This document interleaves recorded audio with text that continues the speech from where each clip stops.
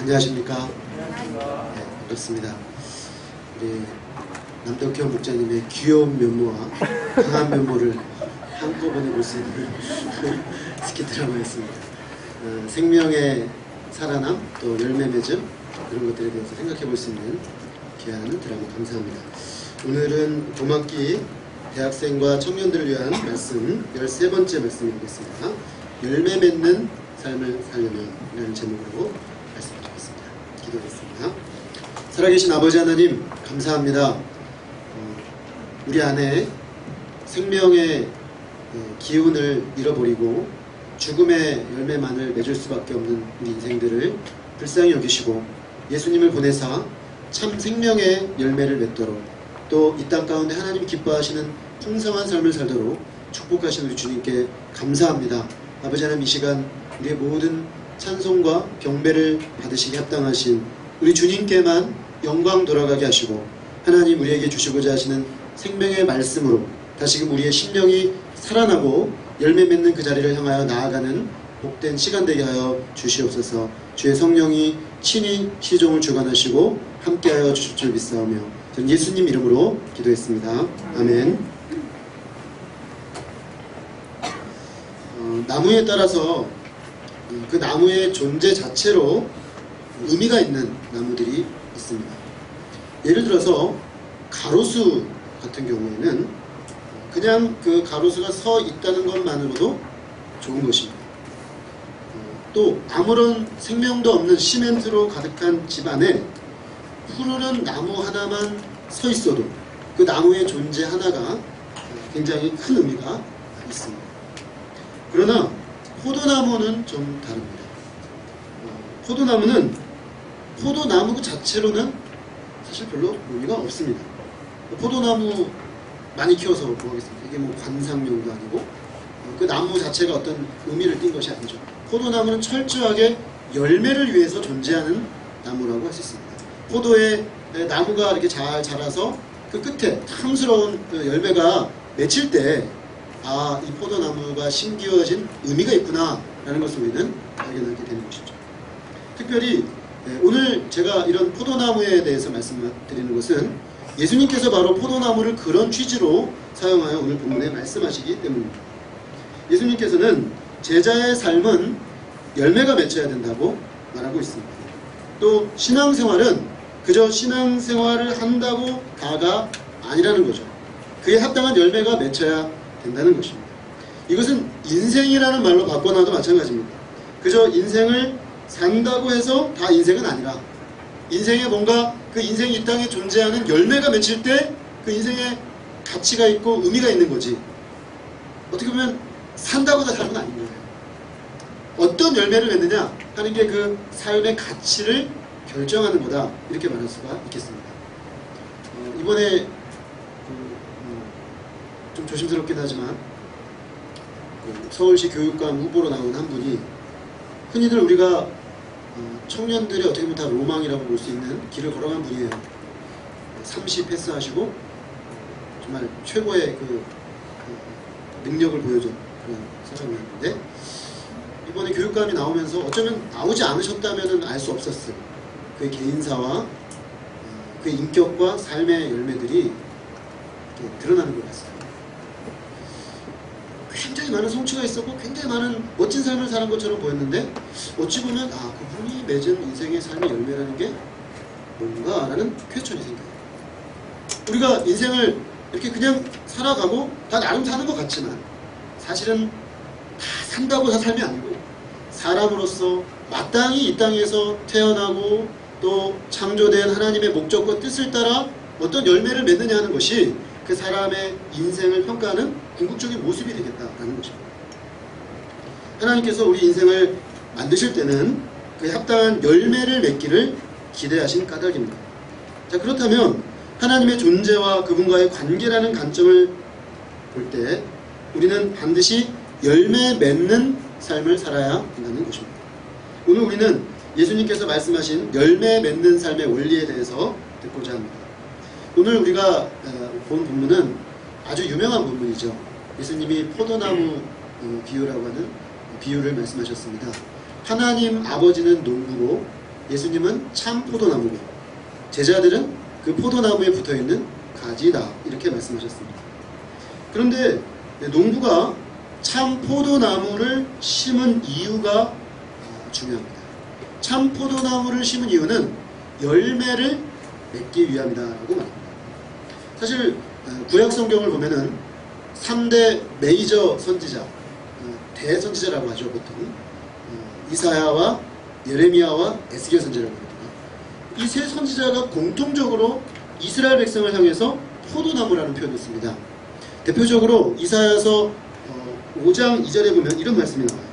땅을 파서 돌을 제하고 극상품 포도나무를 심었도다. 그 중에 망대를 세웠고 또 그 안에 슬투를 팠도다. 좋은 포도 맺기를 바랐더니 들 포도를 맺었도다. 이스라엘은 하나님께서 이 땅에 참 좋은 포도나무를 심어서 최고의 포도 열매를 맺으려고, 극상품의 포도 열매를 맺으려고 심은 나무였습니다. 실제로 아브라함부터 시작됐으니까 굉장히 오랫동안 하나님은 이 나무를 심고 가꾸어서 엄청난 하나님의 그 기대 가운데 열매 맺기를 기대했던 것이죠. 그런데 안타깝게도 이스라엘은 들포도를 맺었습니다. 하나님이 기대했던 그런 아름답고 풍성한 열매를 맺지 못했던 것이죠. 하나님은 이제 참 포도나무인 예수님을 통해서 좋은 포도 열매를 맺기를 원하십니다. 우리가 오늘 읽은 본문에는 굉장히 많이 반복되는 단어가 두 단어가 있습니다. 한 단어는 열매, 한 단어는 내 안에 거하라. 그 중에서 우리가 열매라는 말이 얼마나 자주 반복되는지 거의 2절에서 한 번 반복이 됩니다. 어떤 절은 2번씩, 3번씩 열매, 열매, 열매 계속해서 이 단어가 반복되고 있습니다. 오늘 본문의 예수님의 강조점은 분명합니다. 하나님께서 예수님을 보내신 것은 그 가지된 제자들을 통해 열매를 맺고자 합니다. 그런데 질문이 생깁니다. 그렇다면 하나님이 그토록 열매를 맺기를 원하시는데 하나님이 우리를 통해서 이 땅에서 맺기를 원하시는 열매가 뭐냐 하는 것입니다. 열매는 포도나무가 가지와 연결되어서 포도나무 뿌리에서부터 올라온 영양분과 수분이 공급됨으로 말미암아 생명력을 가지고 가지에 전달되어 나타난 결과물이겠죠. 즉 생명력의 발현물이 열매입니다. 그 포도나무와 가지가 생명의 관계로 연결되어 있다면 반드시 나타나야 될 그 무엇이라고 할 수가 있겠습니다. 성경적으로 볼 때 하나님께서 예수님과 연합된 제자들을 통해 맺고자 하는 열매는 크게 보면 세 가지라고 할 수가 있겠습니다. 첫째로 우리가 흔히 성령의 열매라고 말하는 예수님을 통해 변화된 인격과 삶이다, 이렇게 말할 수가 있겠습니다. 갈라디아서 5장 22절 23절은 이렇게 말합니다. 오직 성령의 열매는 사랑과 희락과 화평과 오래 참음과 자비와 양선과 충성과 온유와 절제니 이와 같은 것들을 금지할 법이 없느니라. 성령의 7가지 열매를 사도 바울은 열거를 하면서 예수 그리스도와 인격적으로 깊이 연합된 하나님의 사람들, 그리스도인은 마땅히 이런 열매를 맺을 것을 하나님께서 기대한다는 것이죠. 예수님은 마태복음에서 그들의 열매로 그들을 알리라 라고 말씀하셨습니다. 다시 말하면 열매를 보면 이 사람이 예수님과 어떤 관계를 맺고 있는지가 드러난다는 거죠.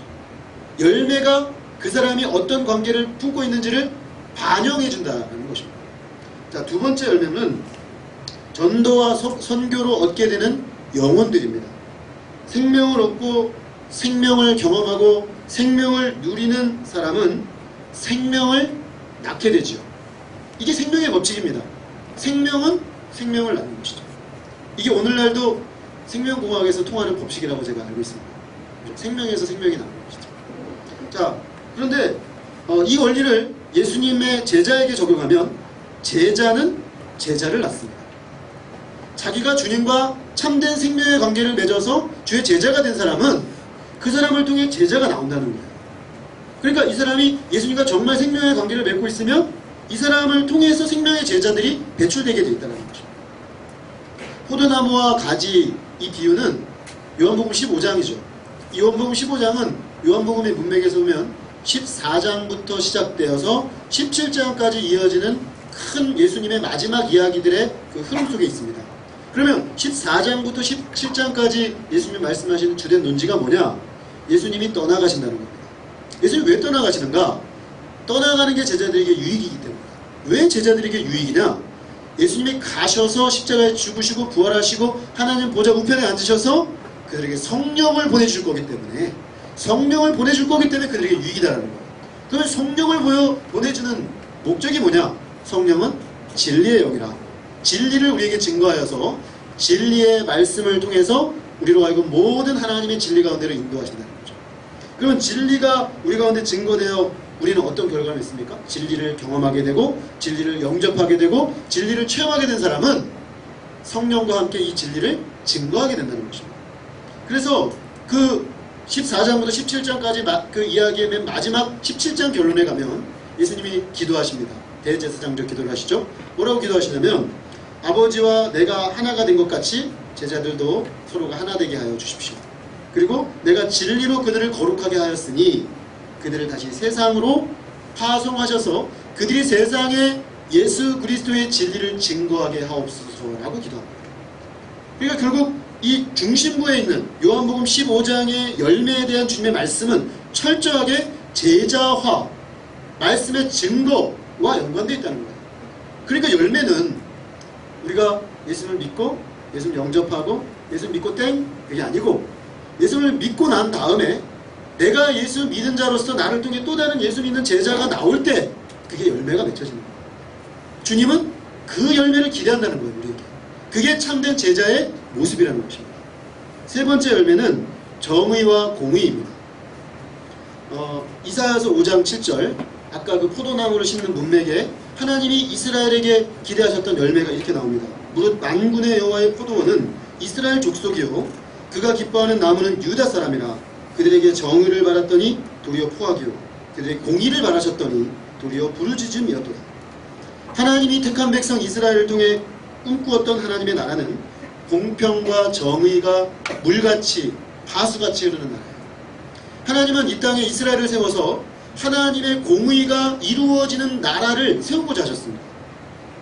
그래서 하나님 안에서 모든 사람들이 평등하고, 하나님 나라는 인간의 이 세상의 조건과 부와 능력과 어떤 세상적 지위가 아니라 모두 하나님 안에서 한 백성, 하나님의 백성, 그런 백성들로 하나님이 그들을 축복하게 원하셨습니다. 그리고 하나님 안에서 자유와 기쁨이 있었습니다. 약자들이 보호받고 불의가 자리를 잡을 수 없는 그런 나라였습니다. 우리가 구약 성경을 읽어보면 하나님이 꿈꾸셨던 나라에 가장 근접했던 왕조가 다윗 왕조예요. 다윗 왕조는 오늘로부터 3000년 전의 왕조이기 때문에 그때 당시 전 세계 어디를 둘러봐도 다 전제 군주 국가죠.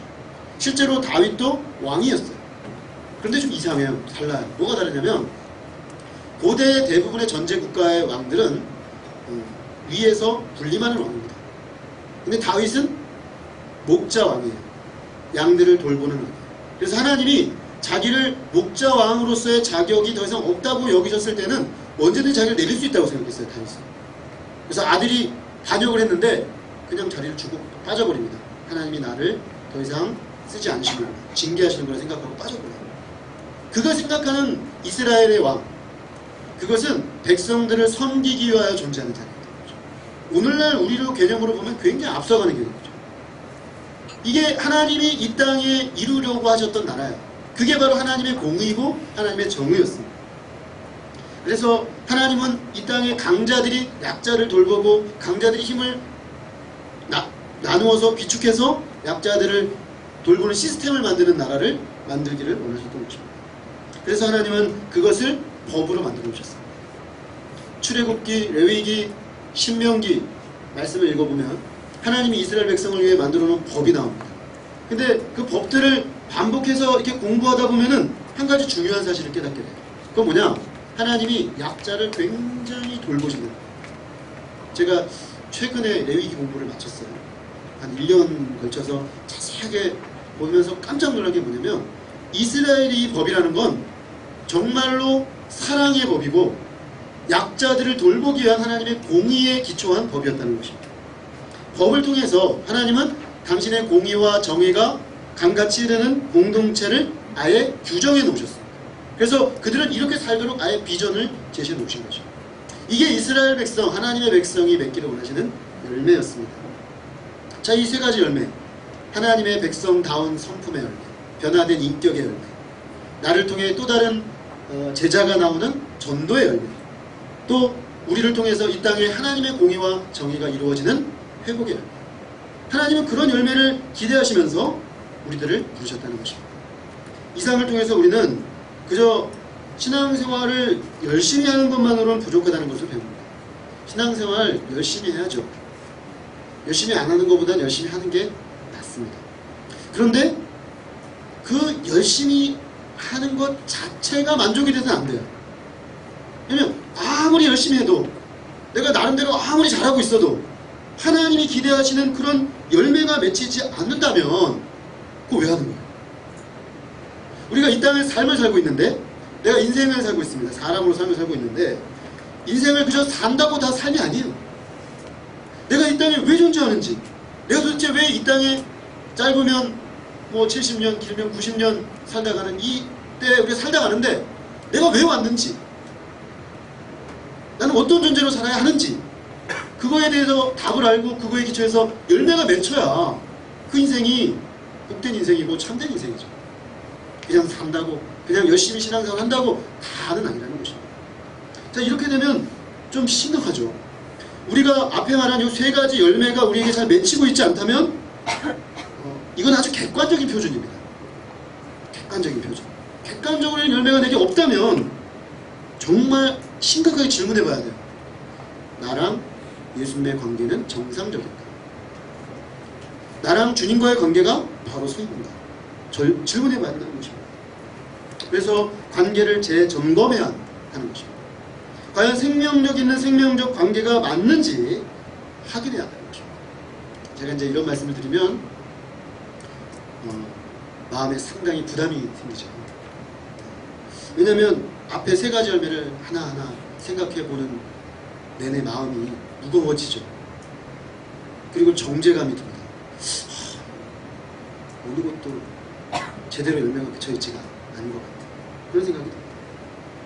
근데 우리가 이 열매를 생각할 때 너무 자기 정죄적으로 가거나 또 조급해 하지 말아야 됩니다. 왜냐? 열매가 맺히는 일은 시간이 필요하기 때문이죠. 그러므로 당장에 우리가 기대하는 열매가 맺히지 않는다고 낙심해서는 안 됩니다. 주님이 우리에게 열매를 맺기 위해 씨를 심으셨다면 그 씨가 뿌리를 내리는 시간이 필요하고, 가지가, 그 줄기가 올라오는 시간이 필요하고, 잎을 내고 가지가 뻗어나가야 될 시간이 필요하고, 그리고 난 연후에 열매가 맺히는 것이죠. 그러므로 지금 내 눈에 볼 때 앞에 말한 하나님 말씀하신 그런 열매가 내 삶에 없다고 해서 바로 절망할 필요는 없는 거죠. 갈라디아서는 5장에서 성령의 열매를 쭉 얘기를 하죠. 그리고 나서 6장에 가서 아마 바울이 이런 걸 잘 알았던 것 같아요. 다 절망하고 있을 거라고 예상했던 것 같아요. 성령의 열매, 어떤 것도 나에게 잘 맺히지 않는 것 같아. 변화되지 않는 내 인격을 바라보면서 아파할 수가 있는 거죠. 그때 이렇게 말합니다. 6장에 가서 우리가 선을 행하되 낙심하지 말지니 포기하지 아니하면 때가 이름에 거두리라. 낙심하지 말라 그래요. 왜냐? 때가 되면 거두리라. 근데 어떻게 하라고요? 포기하지 말라 그랬어요. 정말 포기하지 않고 작은 씨앗이 이 씨가 뿌려졌고 싹이 났다면 때가 되면 반드시 열매를 거둘 것을 믿어야 하는 것이죠. 그리고 작은 씨앗을 소중히 여겨야 됩니다.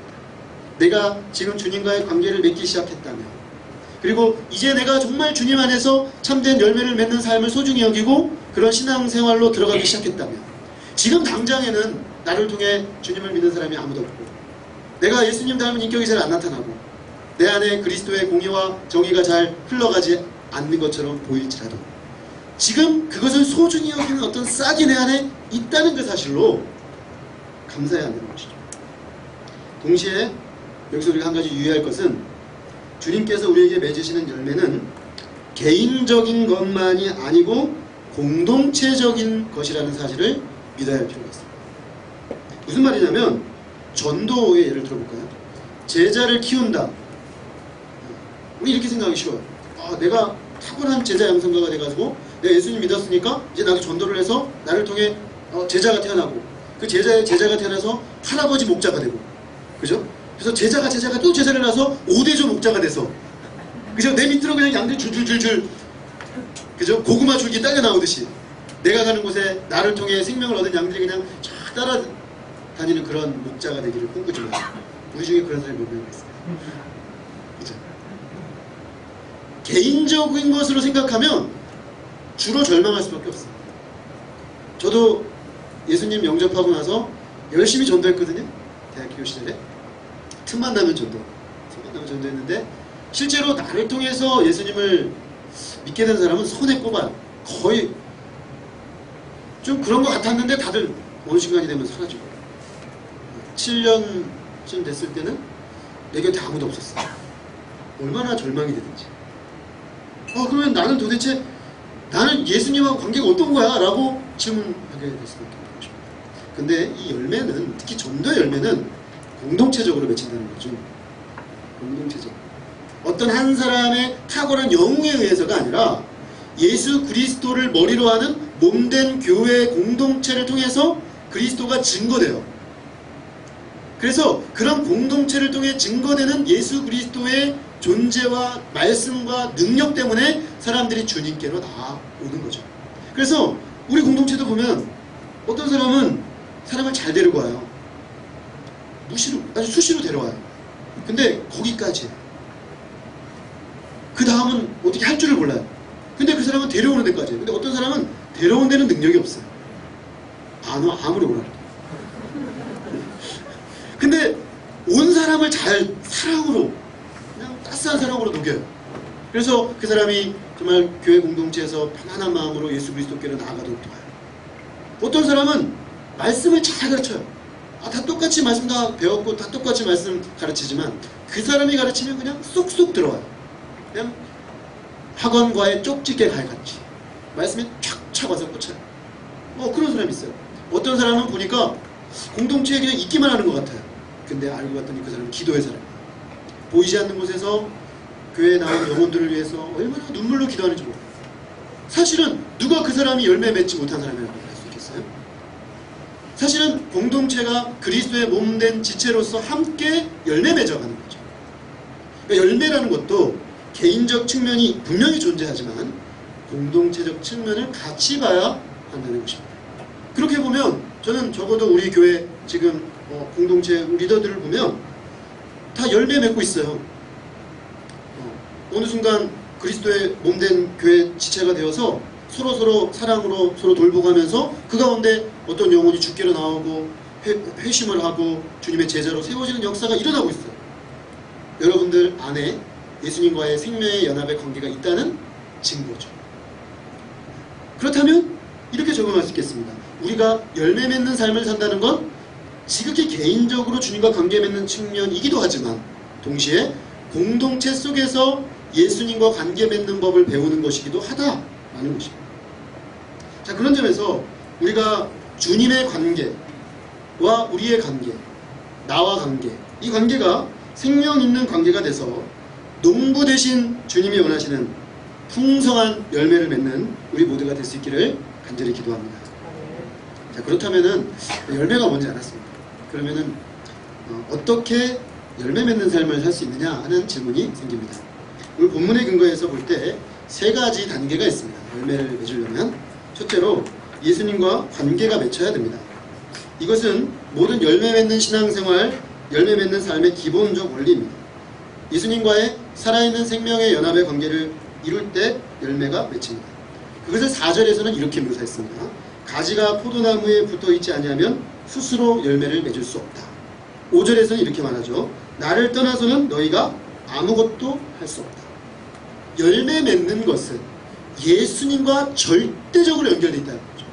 예수님을 떠나 있거나 예수님과의 관계가 이탈된 상태에서는 앞에 말한 그런 세 가지 열매가 우리에게 맺히지 않는 거예요. 그것이 개인적이든 공동체적이든.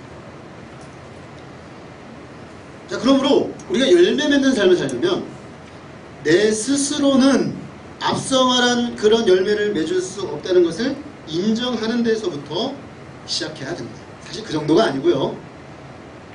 우리는 사실은 앞에 말한 그런 열매가 아니라 앞에 말한 그런 것들에 반대되는 열매만 맺을 수밖에 없어요. 성령의 열매가 아니라 죄의 열매. 부패한 우리 심령에서 나오는 부패한 죄의 인격과 삶의 열매를 맺을 수밖에 없어요.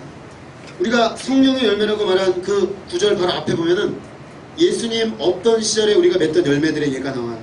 예를 들어볼까요? 음행과 더러운 것과 호색과 우상숭배와 술수와 원수 맺는 것과 분쟁과 시기와 분냄과 당짓는 것과 분열함과 이단과 투기함과 술취함과 방탕함과 또 그와 같은 것들이라. 무엇입니까? 하나님 없는 죄악과 죽음의 어둠의 열매들. 그게 우리 안에서 수시로 끄집어 나왔던 것이 우리의 삶이라는 것이죠. 사실 우리에게 어떤 생명적인 열매를 맺는 것처럼 보이는 것이 있을 수가 있습니다. 내가 예수님 없이도 얼마든지 성령의 열매 비스무리한 거나 맺었는데, 나는 기질적으로 좀 절제를 잘하는데. 그렇잖아요. 그럴 수 있어요. 어떤 사람은 A라는 사람보다 B라는 사람이 훨씬 더 절제를 잘할 수가 있어요. 그래서 나는 절제 열매를 맺은 것 같은데, 이렇게 생각할 수가 있어요.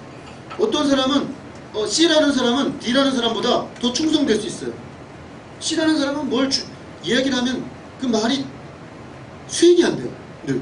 근데 D라는 사람은 말하면 그대로 다 해요. 착해. 착한 걸 충성이라고 생각해요. 자, 우리는 이런 인간적인 어떤 측면에서의 열매를 맺힌 걸 가지고 나는 예수님 없이도 얼마든지 열매를 맺을 수 있다고 생각하고, 예수님 없이 열심히 도덕적 노력을 하는 거죠. 종교적 노력을 하는 겁니다. 열매 맺기 위해서. 자, 근데 이런 생각에 대해서 크게 아주 도움이 되는 비유가 있습니다. 우리 인생은 마치 뿌리 뽑힌 나무와 같아요. 뿌리가 대지에서 뽑혀버린 나무. 뿌리 뽑힌 나무에서도 얼마간 수분과 양분이 남아있어 생기를 유지합니다. 그래서 우리도 나름 우리 안에 본래 하나님이 주신 기질을 따라 나타나는 어떤 좋은 성품들이 있을 수밖에 없어요. 그런데 문제는 뭡니까? 뿌리가 뽑혔기 때문에 얼마간 가다가 그것이 결국에는 한계가 있게 되고 말라지게 되고 궁극적으로 말라져 버리기 때문에 하나님이 원하시는 그 열매가 맺힐 수가 없다는 것입니다. 죽음의 요소, 그 말라짐의 요소가 결국 생명의 열매를 다 잡아먹어 버리기 때문에 궁극적으로 봤을 때 우리 스스로 열매를 맺으려는 시도는 실패합니다. 설사 우리가 열매 비슷한 것이 생겼다고 칩시다. 자, 그럴 경우에도 결국에는 궁극적으로 다 말라진다는 것입니다. 인생은 마치 오늘 비유에 가면 꺾어진 가지와 같습니다. 예수님하고 연결되지 않은 꺾어진 가지들, 꺾여진 가지는 어떻습니까? 생명의 원천에서 떨어져 나갔습니다. 그러므로 꺾어지기 전에 일정 부분 주님으로 묻어받았던 그 은혜의 열매가 우리에게 작동하는 한에서는 열매들이 조금 작고 찌글찌글하게도 나타나겠지만 그것조차도 주님으로부터 우리가 받은 일부일 뿐이라는 거예요. 우리가 기질적으로 조금 뛰어난다고 하면 그것조차도 받은 거예요. 우리 부모님의 형질을 가지고, 그죠? 그 부모님의 좋은 형질을 가지고 유전적으로 만들어서 그런 기질이 좀 더 나타나는 것 뿐이에요. 결국 그러니까 근본적으로 꺾어졌기 때문에 가지가 연결되어 있지 않으면 한계가 있습니다. 사실은 궁극적으로 봤을 때 그걸 열매라고 볼 수는 없다는 것입니다. 그러므로 우리가 이 사실을 인정하는 것이 중요합니다. 이 4절 5절 말씀이 요한복음 15장 성경을 읽을 때 상당히 마음에 반발을 불러일으키는 말씀이에요. 저가 그랬어요. 그럼 들어보시겠어요? 가지가 포도나무에 붙여있지 않으면 스스로 열매를 맺을 수 없음같이 너희도 내 안에 있지 않으면 그러하리라. 곧 열매를 맺을 수 없다. 그가 내 안에 내가 그 안에 거하면 사람이 열매를 많이 맺나니 나를 떠나서는 너희가 아무것도 할 수 없습니다. 여기서 제일 듣기 싫은 말이 아무것도예요. 아무것도. 어떻게 아무것도 열매를 못 맺는다고 하시나? 너무 예수님 극단적이시다. 근데 이거 예수님이 하신 말씀이에요. 예수님은 진리만을 말씀하시는 분인데 우리에 대한 진리의 근거에서 말씀하고 계시거든요. 제가 한동안 이 말씀 앞에 반발했어요. 아무것도는 아니죠, 주님. 그래서 제가 오랫동안 좀 문제가 있었던 것 같아요. 오랫동안 활동은 많아요. 쉽게 말하면 잎은 무성해요. 잎은 무성한데 열매가 없어요. 한 번은 예수님이 예루살렘 성전에서 나가시다가 무화과나무를 저주하신 사건이 있었죠. 근데 그 무화과나무를 왜 저주하셨냐면 무화과 열매를 따먹으려고 하셨던 건데 열매가 없어요. 근데 예수님이 왜 그 무화과나무에서 열매를 기대했냐면 잎이 많으니까. 보통 통상적으로 보면 가지가 올라와서 잎이 막 무성하면 거기에 열매가 반드시 있을 거라고 기대할 수 있는 거죠. 열매가 없어요. 예수님 저주하십니다. 그 무화과나무는 이스라엘을 상징하는 것입니다. 성전에 화려한 예배를 드리고 있지만, 화려한 종교적 의식은 있지만 하나님이 그들에게 맺기를 원하셨던 열매, 하나님의 백성으로서의 거룩한 성품, 그들을 통해 이방이 하나님께 나오는 전도의 열매, 공의와 정의가 강같이 흐르는 나라, 어느 것도 이루지 못했습니다. 입만 무성했어요. 입만. 결국 우리가 내가 잎은 무성하게 할 수 있을지 모르지만 예수님 안에, 하나님 안에 생명의 그 호수를 대고 생명의 관계를 맺지 않으면 내가 생명의 열매를 맺을 수가 없구나. 하나님 편에서 합당한 열매를 결코 맺을 수가 없구나. 내가 세상적으로 성취할 수 있어요. 성공할 수 있어요. 세상 사람들이 칭송하는 뭔가를 낼 수 있어요. 근데 앞서 말한 그 열매의 기준에 딱 비춰봤을 땐 아무것도 없어요. 우리가 인생을 평가할 때 무엇을 가지고 평가할 것이냐가 중요합니다. 열매를 이야기할 때 열매가 뭐냐가 중요합니다.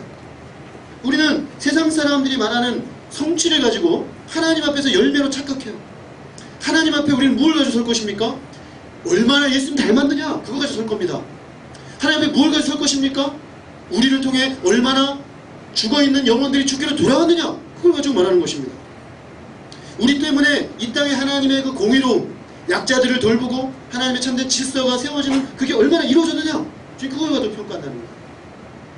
그 관점에서 보면 예수님을 떠나서는 아무것도 할 수 없다는 것입니다. 우리가 겸손하게 정직하게 이 사실을 인정하고 받아들이면 깨닫게 돼요. 사실 내가 맺어왔던 대부분의 열매는 죄의 열매요, 죽음의 열매였습니다. 내가 지금 돌아봤을 때 하나님이 내 삶에 조금이라도 하나님 편에서 의미 있는 열매가 맺혔다면 그것은 예수님을 통해 하나님의 은혜가 내게 흘러 들어온 은혜의 결과였습니다. 즉 하나님 편에서 베풀어진 사랑과 은총의 결과였습니다. 저는 20살 즈음에 이 사실을 정말 깨닫고 충격을 받았어요.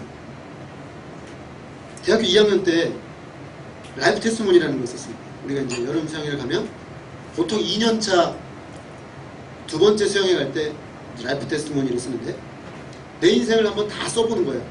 태어날 때부터 1974년 12월 겨울 어느 날 나는 강원도 정선의 단칸방에서 태어났거든요. 그것부터 시작하는 거예요.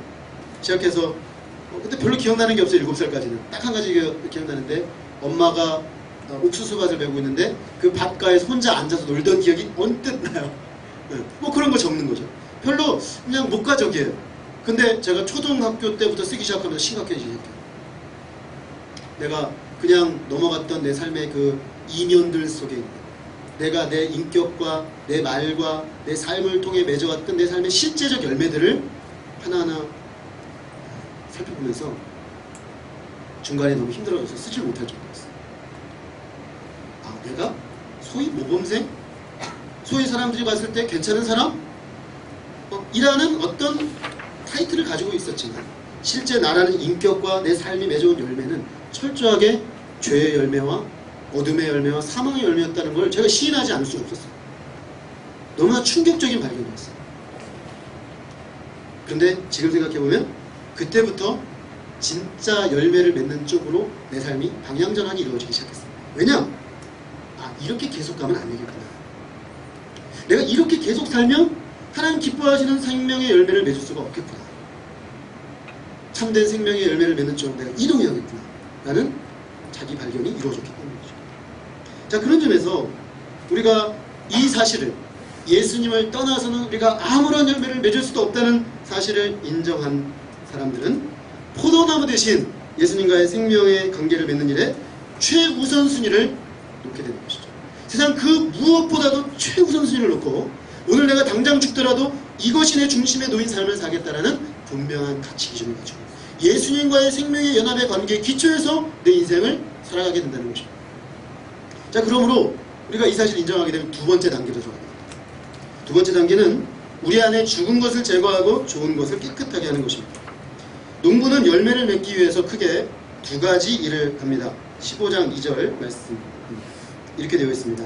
무릇 내게 붙어있어 열매를 맺지 아니하는 가지는 아버지께서 그것을 제거해 버리시고 무릇 열매를 맺는 가지는 더 열매를 맺게 하려 하여 그것을 깨끗게 하느니라.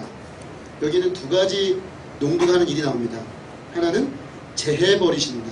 다른 하나는 깨끗하게 한다 하는 것이죠. 제해버리는 것은 포도나무가 이렇게 올라오다가 어느 가지가 완전히 죽어버렸어요. 죽어버린 그 가지들을 잘라내는 것이죠. 왜냐? 그 죽어버린 그 생명이 죽어버린 그 가지가 부패가 나무 포도나무에도 전달되어서 포도나무 전체를 망가뜨릴 수 있겠다. 그래서 제거해버리는 거죠.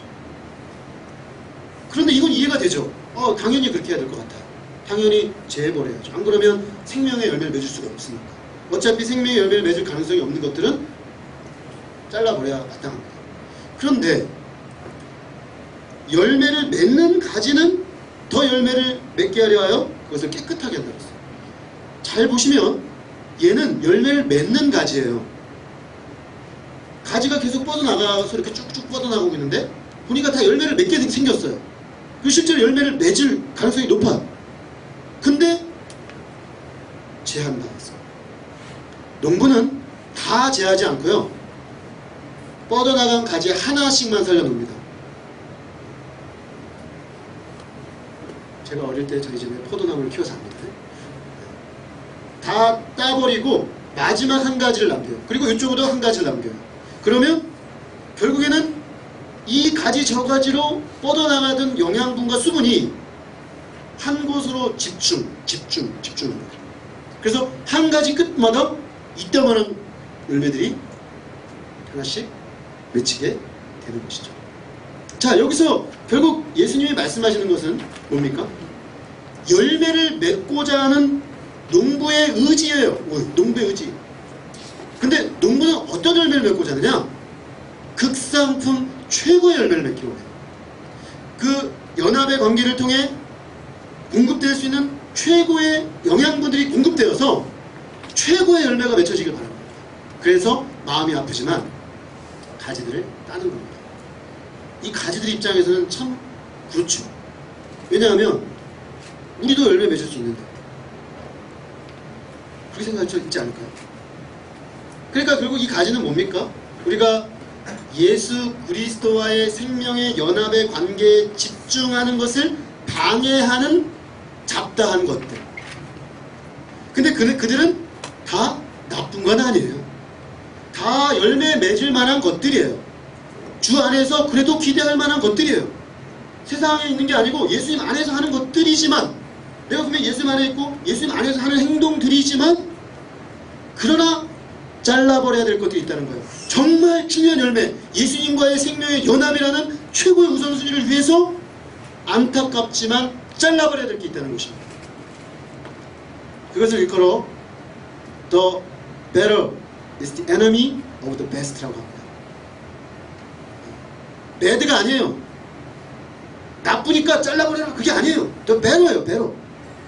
우리가 주 안에서 할 만한 것들이에요. 뭐 예수님 믿으면서 할 수 있지. 예수님 믿으면서 이것도 할 수 있고 저것도 할 수 있고 저것도 할 수 있어. 다 할 수 있어요. 그런데 베스트에 집중하는데 에너지를 분산시켜요. 그러면 the enemy야. enemy. 베스트의 에너미야.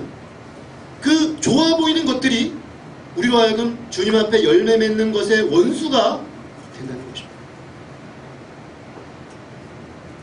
최근에 저는 이제 저의 일이 많아지면서 힘의 분산에서 오는 어려움을 겪었습니다. 너무 신경 쓸 게 많으니까. 어떨 때는 책상 앞에 이렇게 딱 앉아있으면 멍해요. 할 일이 너무 많아서. 뭐부터 해야 되지? 한 주가 샥 지나가요. 자, 이런 이제 일이 반복이 되면서 좀 고민이 많이 생겼습니다. 내가 이거를 어떻게 해야 하는가. 저는 성경 말씀을 읽고 또 기도하고 고민하면서 아내랑 대화하다가 제가 놓치고 있었던 부분 한 가지를 알게 됐어요. 그것은 제가 동일한 일을 하고 또 삶을 살다가도 내가 지금 현재 예수님과의 관계에서 가장 집중해야 될 그 부분에 집중하지 않는 그 문제. 그래서 그 집중 포인트를 찾아서 거기에 내가 집중해야 한다는 사실을 새삼스럽게 깨닫게 됐습니다. 그리고 다 이렇게 정리를 해봤어요. 제가 지금 하고 있는 건 다 벤터들이에요. 뭐 쓸데없는 거 하나도 없어요. 뭐 예를 들면 이런 거죠. 주중에 성경 공부 모임 해야죠. 저 성경 공부 해야 되잖아요. 저 개인 성경 연구하죠. 또 설교하죠. 학교 가서 공부하거든요. 뭐 공부하면 틈틈이 책 읽어야 되고 논문 써내야 되고 또 사람들 발표하는 것도 꼼꼼하게 점검해야 되고 또 미래를 위해서 영어 공부도 해야 돼요. 제가 연구하려고 하는 사람이 대부분의 저작이 230개 저작을 만들었는데 대부분이 화란어로 돼 있어요. 그래서 화란어 공부도 해야 돼요. 할 게 너무 많아요. 아빠니까 아빠 노릇도 해야 돼요. 애들 데리고 태권도도 잠깐 갔다 와야 돼요. 토요일 주말학당 때 앉아서 공부도 해야 돼요. 남편이니까 남편 노릇도 해야 돼요. 아내랑 대화도 해야 되고 뭐 힘든 거 없는가 생각도 좀 해봐야 돼요. 담임 목사로서 우리 교회 미래도 고민해야 돼요. 청년들의 사역에 관심 있는 사람으로서 지금 청년들의 사역이 어떻게 흘러가고 있는지 검토해봐야 돼요. 어떤 길이 돌파구인지 한번 찾아봐야 돼요.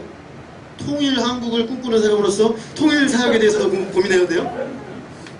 우리가 파송한 수많은 선교사님들을 생각할 때 세계 선교를 어떻게 이끌어가야 될지 고민해야 돼요.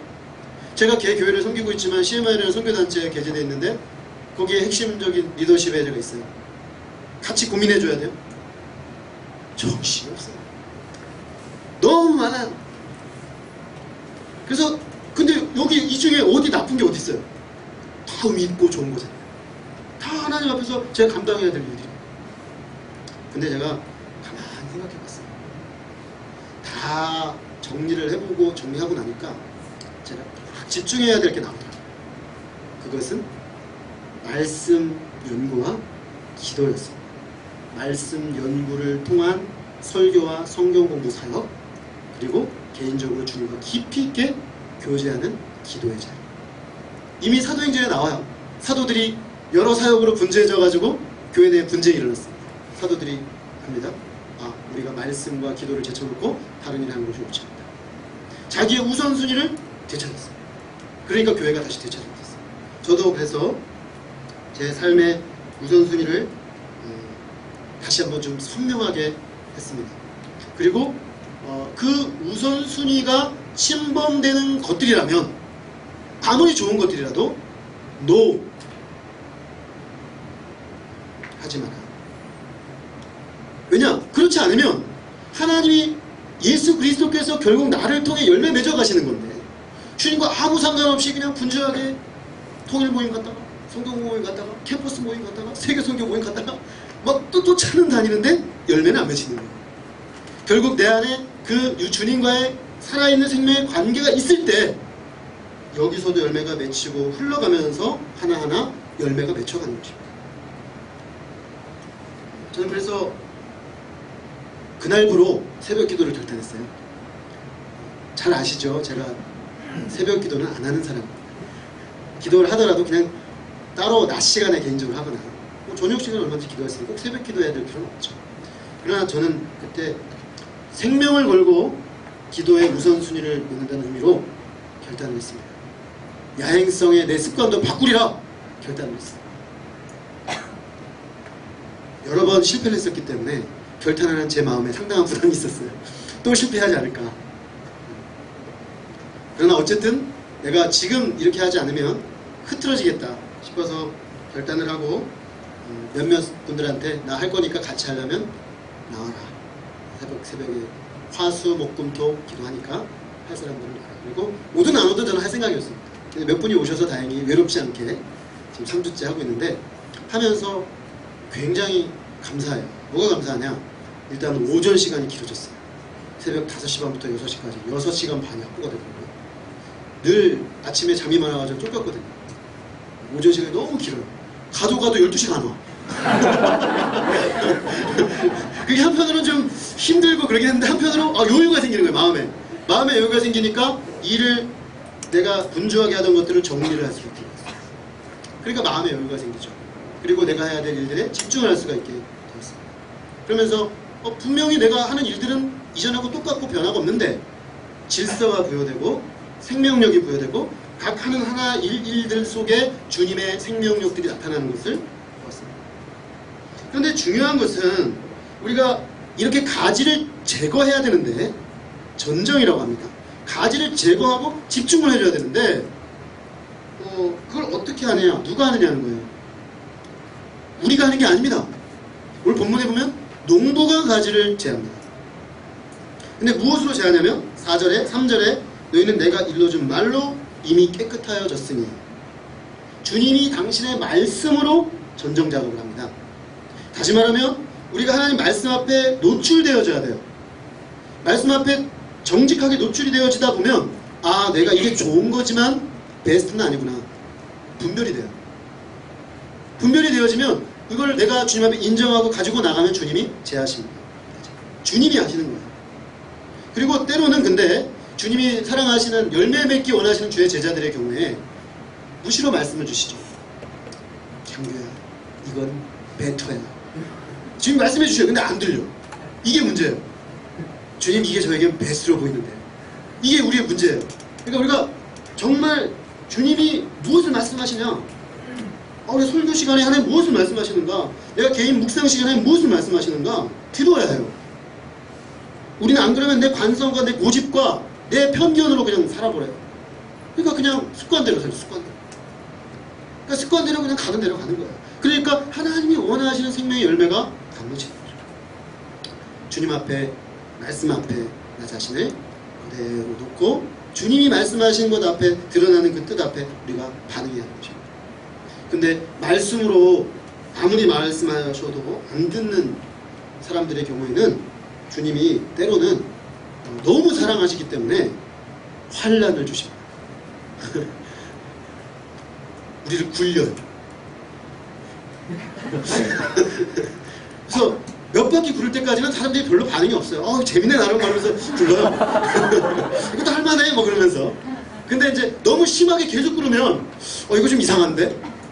그때도 정신이 들어요. 내가 뭔가 좀 잘못 가고 있나? 이거 뭐 나름대로 나쁜 거 아닌가? 예수님 믿고 있고 신앙생활하고 있고 다 잘하고 있는데 뭐가 문제야? 라고 생각했던 것에 대해서 이거 혹시 문제인가? 혹시 이게 주님이 원하시는 베스트가 아닌가? 질문이 오는 것이죠. 그것을 디시플린, 훈련이라고 합니다. 히브리서에서는 그걸 징계라고 합니다.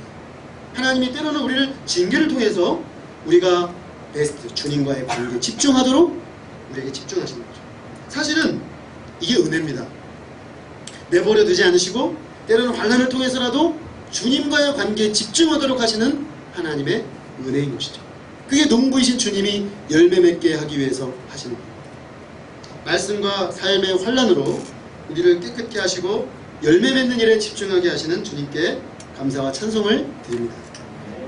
자, 우리가 예수님과의 관계가 맺혀지고 이제 전정 작업 됐어요? 자, 그럼 이제 마지막 한 가지 작업이 남았습니다.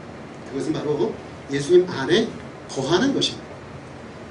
지금까지 모든 일은 하나님이 하시는 거죠. 우리가 예수님과 관계를 맺는 것도 하나님의 은혜요, 우리가 전정 작업이 일어나는 것도 하나님의 은혜입니다. 근데 우리 편에서 이 하나님의 은혜의 작업에 기초해서 꼭 해야 될 게 있어요. 그게 뭐냐? 예수님 안에 거하는 겁니다. 오늘 본문에 가장 많이 나오는 단어는 사실 열매, 그리고 예수님 안에 거하라. 제일 많이 나오는 단어가 예수님 안에 거하라. 2번이 열매. 이 두 가지가 사실은 중심 메시지예요. 예수님 안에 거하면 열매가 맺히리라. 이것이 주님의 약속입니다. 신앙생활은 다른 게 아닙니다. 예수님 안으로 들어가서 계속해서 예수님 안에 거하는 겁니다. 거한다는 것은 자리를 잡고 연합해서 완전히 하나가 된다는 것입니다. 하나가 돼서 예수님이 내가 되고 내가 예수님이 되는 거예요. 사도 바울이 그것을 갈라디아서 2장 20절에 이렇게 말씀하셨습니다. 내가 그리스도와 함께 십자가에 못 박혔나. 그런즉 이제는 내가 사는 것이 아니요 내 안에 그리스도께서 사시는 것이라. 그래서 내가 사는데 그리스도가 사는 것이고, 그리스도가 사는 것이면 또 내가 사는 것이요, 뗄래야 뗄 수 없는 연합의 관계가 이루어졌다는 거예요. 사도 바울은 요한복음 15장 말씀의 의미를 알고 있었습니다. 자기식으로 표현한 거예요. 자, 그러면 주님이 우리 안에서 당신의 열매를 풍성하게 맺어 가신다는 거예요. 열매를 맺는 주체는 주님이에요. 그렇기 때문에 연합의 관계가 어떻게 있느냐, 이게 관건이에요. 자, 우리가 이거는 모든 생명의 관계에 다 적용이 돼요. 부부가 잘 연합이 돼 있으면은 부부를 통해 생명의 열매들이 나타나요. 사랑이 풍성해지고, 그 사랑의 풍성함 속에서 또 연합을 통해서 자녀들도 태어나고, 또 그렇게 됩니다. 핵심이 뭐냐? 연합이에요.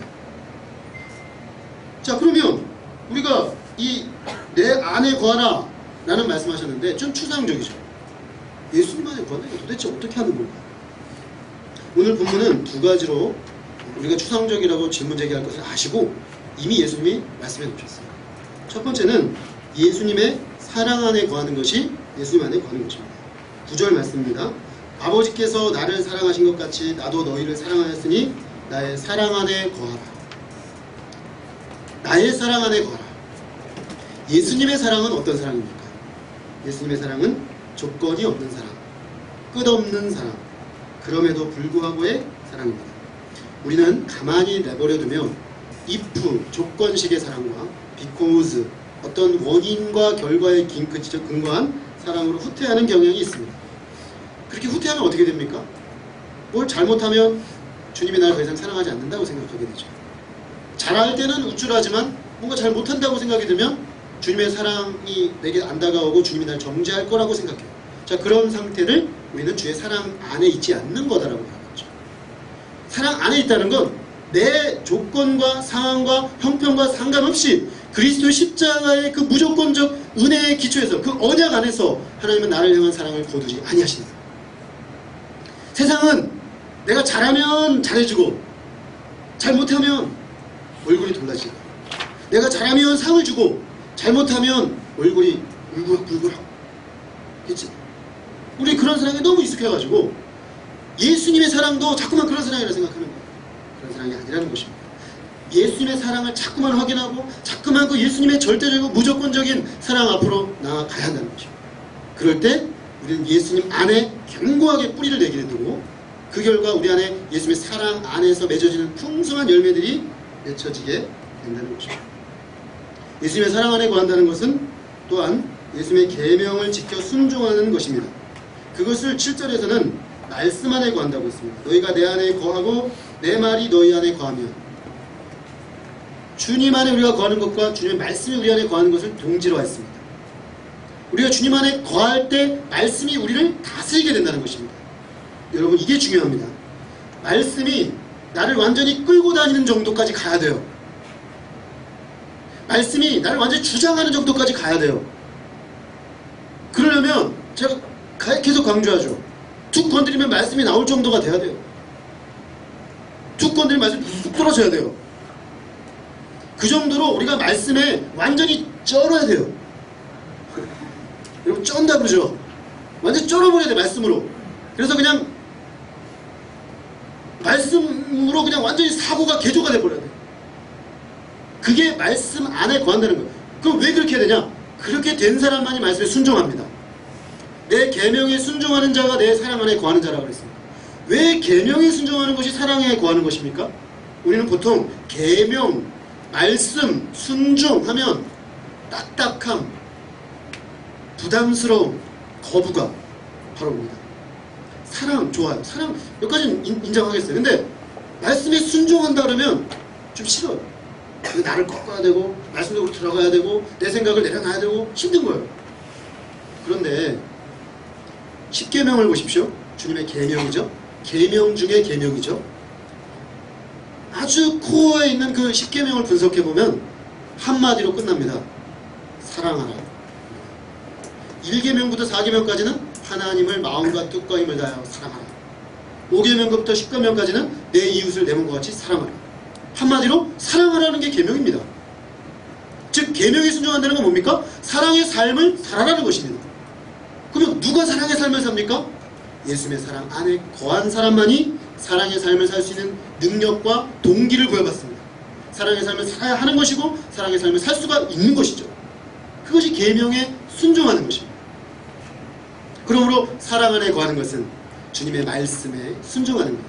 말씀이 완전히 나를 다스리는 사람, 그래서 그리스도의 사랑이 내 심령에 차고 넘치는 사람만이 그 사랑 안에 거하여 진리의 말씀에 순종하여 하나님 앞으로 진리의 뜻을 따라서 살 수가 있다는 것입니다.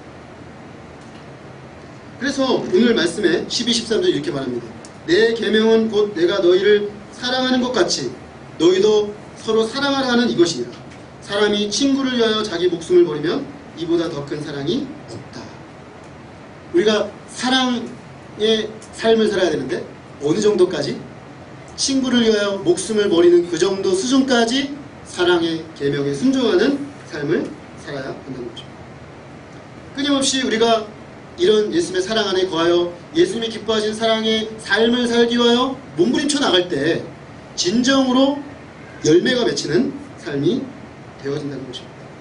결국 우리는 사랑의 삶으로 나아가라는 요청에 서게 되는 것이죠.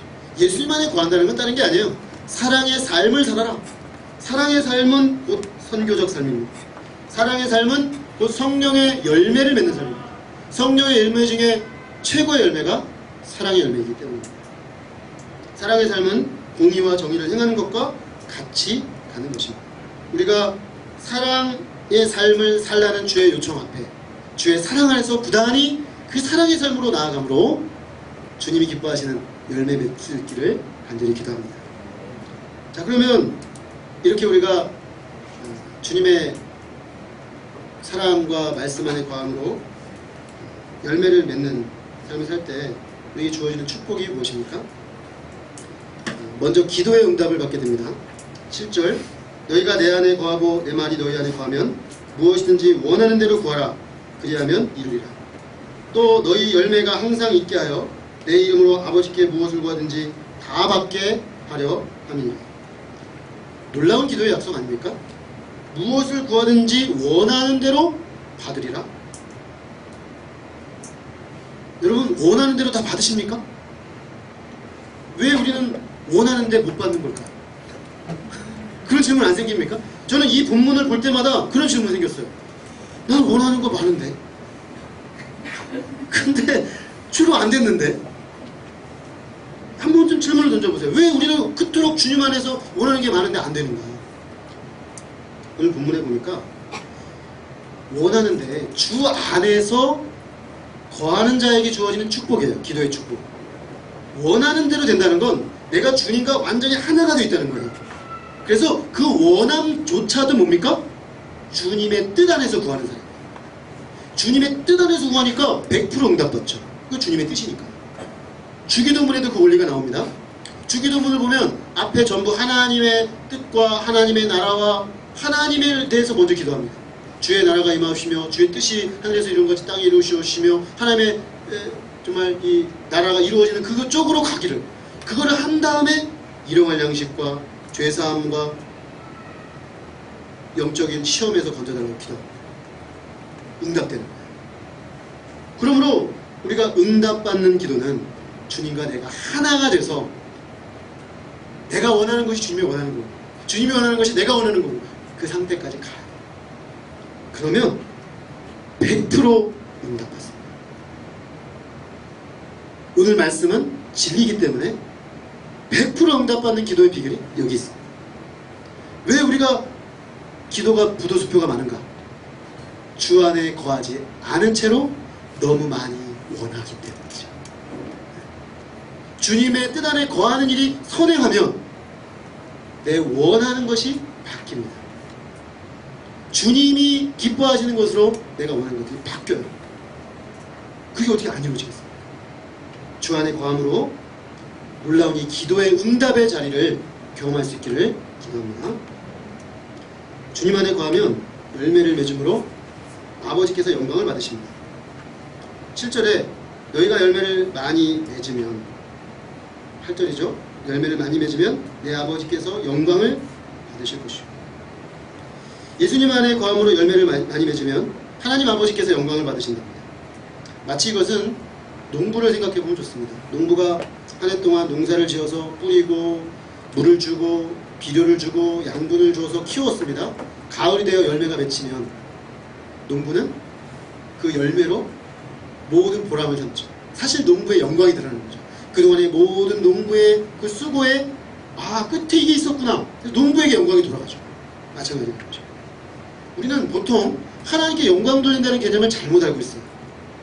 우리가 무슨 성취를 해가지고 잘하면 주님께 영광을 돌립니다. 성취가 아니라 열매입니다. 성취지향적 삶을 지향하지 마시고 하나님이 원하시는 열매를 지향하는 삶을 사세요. 그래야만 우리 삶이 궁극적으로 하나님께 영광이 됩니다. 셋째로 기쁨이 충만하게 됩니다.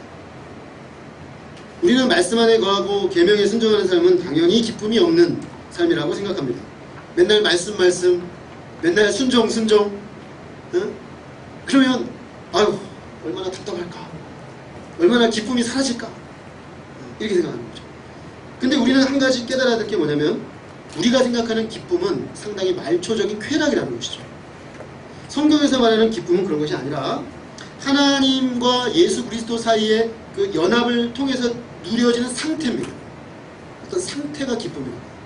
그래서 예수님은 11절에 이렇게 말합니다. 내가 이것을 너에게 이름은 내 기쁨이 너희 안에 있어 너희 기쁨을 충만하게 하려 합니다. 예수님의 계명을 지켜 그 사랑 안에 거하는 삶은 주님의 기쁨이 우리 안에 충만케 되는 거예요. 이 기쁨의 특징은 뭐냐면 조건과 상황과 형편과 상관없이 빼앗기지 않는 기쁨입니다. 그래서 사도 바울이 빌립보서에서 그 기쁨의 서신서에서 말하죠. 내가 풍부에 처할 때나 비천에 처할 때나 기쁨을 잃지 않는다고 했어요. 내가 하나님이 나를 통해 많은 일들을 이루어가서 막 성과가 나타날 때나 아무것도 할 수 없이 감옥에 갇혔을 때나 그는 기쁨이 빼앗기지 않았어요. 왜? 그것은 주님과의 관계에서 내 안에 흘러 들어오는 내적 상태니까요. 외적 상태가 나를 어떻게 할 수 없어요. 이게 주님 안에 거하는 사람의 놀라운 비밀입니다. 그 신기해요. 그런 사람들 보면 예수님과 깊이 연합되어 있는 사람은 늘 할렐루야예요. 늘 기쁨이 있어요. 기쁨을 빼앗기지 않아요. 어떤 순간에도 우리가 기쁨을 빼앗기지 말아야 됩니다. 그건 하나님의 뜻이 아니에요. 사탄은 우리에게서 기쁨을 빼앗아 가려고 해요. 우리가 주님과의 아름다운 연합의 관계를 맺음으로 이 세상의 조건을 통해 얻어지는 상태에서 오는 약간의 만족, 그것을 뛰어넘는 참된 기쁨의 세계로 들어갈 수 있기를 기도합니다. 마지막으로 예수님 안에 거하면 우리는 예수님의 친구가 됩니다. 예수님 안에서 열매를 맺는 사람은 예수님이 이제 너희는 나의 종이 아니라 나의 친구라 라고 말씀하십니다. 친구 사이에는 비밀이 없습니다. 정보의 깊이가 친구 관계의 깊이입니다. 여러분들이 이 친구랑 난 둘도 없는 친구야 라고 말할 수 있으려면 아무런 비밀도 없어야 되죠. 사람들의 관계는 다 거리감이 다르죠. A라는 사람과 나누는 정보의 양이 그 사람과의 관계의 깊이입니다. A라는 사람은 요만큼, B라는 사람은 이만큼, C라는 사람은 이만큼, D는 전부다. 근데 지금 여기서 말씀하신 예수님은 전부다. 왜? 오늘 본문 말씀에 이렇게 말씀하십니다. 또 너희 친구라 하였느니 내가 아버지께 들은 것을 다 너희에게 알게 하였습니다. 예수님이 아버지께 들어서 우리가 알아야 될 모든 것을 제자들에게 다 알려줬다는 거예요. 최고의 친밀한 친구 관계.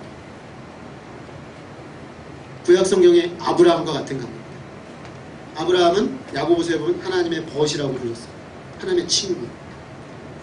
그래서 하나님은 소돔 고모라의 멸망을 알려주십니다. 그 정도가 아니에요.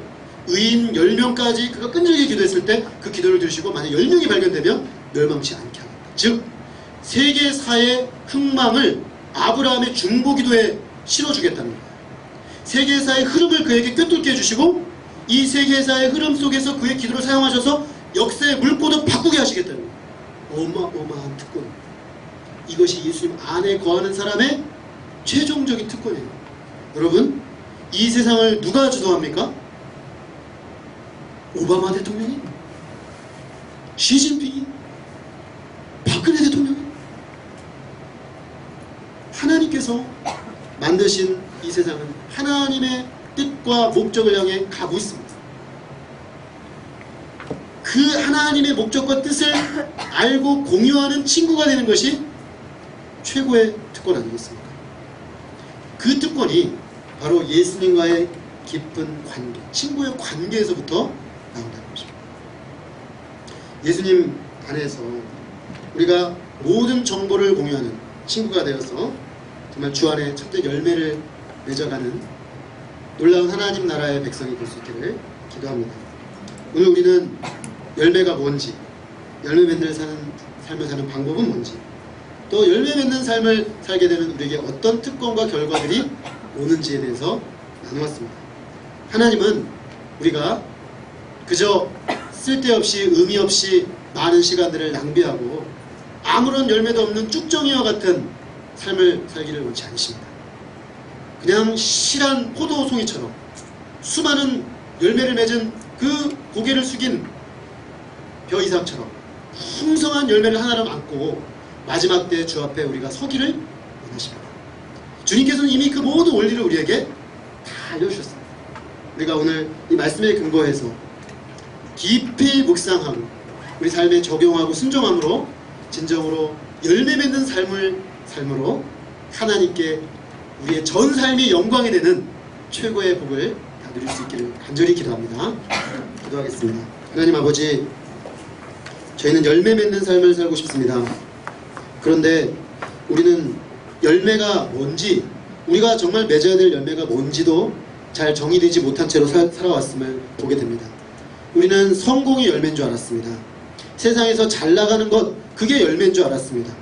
그러나 오늘 말씀을 보니 진정한 열매는 우리가 하나님이 우리를 세우셔서 맺어가시기 원하시는 인격의 열매, 성령의 열매인 것을 알았습니다. 우리에게 주신 이 생명이 우리 안에 가두어지지 않고 또 다른 사람들에게 그 생명이 나누어져서 또 다른 제자들이 우리 공동체를 통해 우리를 통해 계속해서 나타나는 것이 열매인 줄 알았습니다. 하나님, 당신의 공의대로 이 땅을 정의와 공의로 변화시켜 가는 것이 열매임을 배웠습니다. 이제 우리가 분명한 방향을 알았으니 이제는 이 방향을 가지고 우리의 삶을 놓아가게 하시고 특별히 주님과 관계를 맺고 또 때로는 말씀으로 우리를 깨끗게 하고 가장 중요한 주님과의 관계, 주 안에 거하는 삶에 최우선순위를 두고 때마다 예수 그리스도의 사랑 안으로 예수 그리스도의 사랑을 실천하는 삶으로 나아갈 수 있기를 간절히 기도합니다. 지금 그래서 우리가 이 주님과의 깊이 있는 살아있는 연합을 통해서 구하는 모든 것이 응답받는 놀라운 기도의 비밀과 하나님과 친구가 되고 하나님 당신이 우리가 열매 맺음으로 영광 받으시는 놀라운 특권들을 이 땅에서 다 누리게 하여 주옵시기를 간절히 기도합니다. 하나님께서 우리 귀한 청년들에게 하나님 이 귀한 말씀을 통해 권면하셨사오니 각자의 심령에 깨닫는 대로 한 주간 아니 전 일생을 통해서 놀라운 열매를 맺는 축복으로 나타나게 하여 주옵시기를 간절히 기도합니다. 감사하고 좋은 예수 그리스도 이름으로 기도했습니다. 아멘. 우리 각자 잠시 기도하겠습니다.